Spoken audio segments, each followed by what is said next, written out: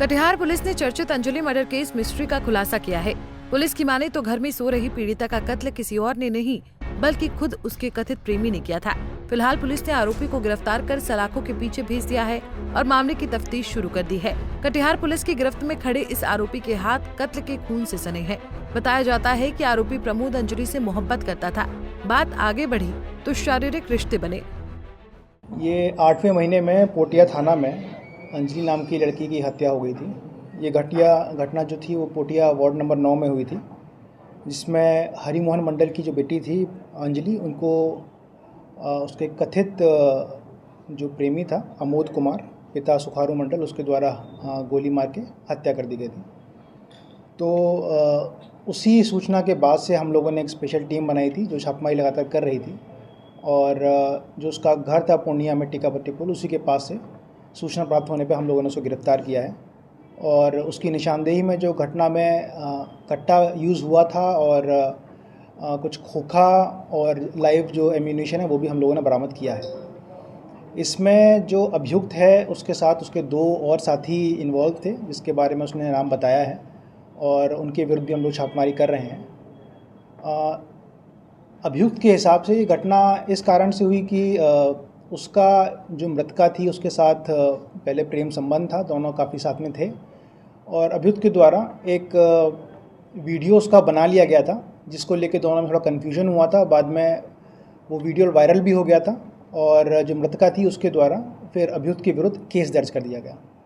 तो वो केस लगभग लास्ट स्टेज पे ही था, तो अभियुक्त में उसी फ्रस्ट्रेशन में आकर मृतका की हत्या कर दी थी। मगर अचानक कुछ बात को लेकर खटपट हुई तो पीड़िता ने कोर्ट में आरोपी पर केस दर्ज कर दिया, जिससे रिश्ते में दरार आ गई और पीड़िता की शिकायत पर आरोपी सलाखों के पीछे चला गया। और जब पीड़िता ने केस उठाने की बात आरोपी की नहीं मानी तो आरोपी ने घर में घुसकर गोलियों से प्रेमिका की हत्या कर डाली। तो अब ये केस ऑलमोस्ट हम लोगों की तरफ से ओवर होने की तरफ है। मेन अभियुक्त और घटना में हत्या हम लोग को मिल चुका है, जिसकी अब हम लोग जांच के लिए एफएसएल भेज देंगे, और जो बचे हुए 2 अभियुक्त हैं जो उसके साथी हैं उनकी गिरफ्तारी बहुत जल्दी कर ली जाएगी। तो प्रेम प्रसंग का भी मामला था? हाँ, जैसे मैंने आपको बताया कि इनिशियली इन दोनों में प्रेम प्रसंग था, दोनों साथ में थे, बट उसी क्रम में इसके द्वारा कुछ ऐसे वीडियोस बनाए गए जो कि प्राइवेट नेचर के थे, और बाद में दोनों में कन्फ्यूजन होने के बाद उसको लीक कर दिया गया, जिससे मृतका शुद्ध रही और उसने फिर केस किया। उस केस से ये क्रोधित होकर इसने फिर ये घटना को अंजाम दिया। सर, ये भी कहा जा रहा है कि लास्ट गवाही था महिला का उस दिन। हाँ, जैसे हम वही बता रहे हैं कि केस ऑलमोस्ट लास्ट स्टेज पे ही था, तो इसी को लेकर फिर उसने प्लान किया कि इसकी हत्या की जाए, और इसके साथियों ने इसमें मदद करी थी। उन्हीं के द्वारा इसको हथियार भी प्रोवाइड किया गया, तो जिनका नाम इसने बताया है उनके विरुद्ध छापेमारी करते हुए जल्दी गिरफ्तारी की जाएगी। 3 लोगों ने मिलकर ये घटना को अंजाम दिया। इसमें गोली सर किसने चलाया? इसने चलाया या उन दोनों ने चलाया था? गोली इसके द्वारा चलाई गई थी। तो क्या इसका आपराधिक इतिहास भी कुछ रहा है क्या? नहीं, इसका अभी कोई आपराधिक इतिहास हम लोगों की नॉलेज में नहीं है। सर, प्रेमिका का किसी दूसरे के साथ अवैध संबंध भी है? इसके बारे में कोई ठोस हम लोगों के पास इंफॉर्मेशन नहीं है जिससे हमको ये कह सकें कि किसी और के साथ है या नहीं है।